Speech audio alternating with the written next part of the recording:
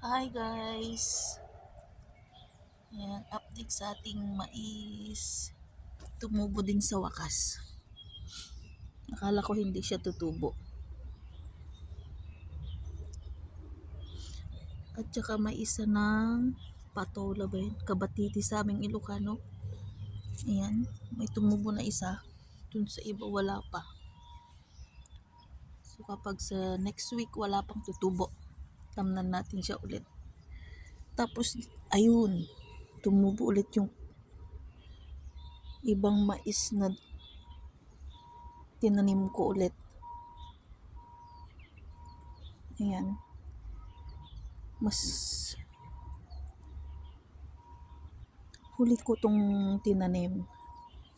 Tapos dito sa gitna niya, yung binigay na Ate Beng na sitaw. So nagtanim din ako dito ng mais guys, pero wala pang tumubo. I-try ko lang dito kasi ito yung daanan lagi ng mga kumakain na hayop dito pumupunta. So sana wag nilang pakialaman kapag tumubo na yung ating mais dito. Nauna pa yung mga yung damo na naman.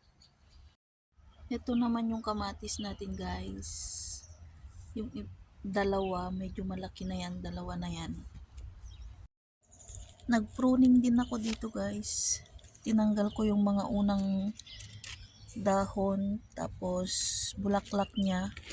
So antay tayo sa second ng bulaklak. At sana dumami ang kanilang bunga. Ito naman yung mga sumunod. Sana mapadami natin.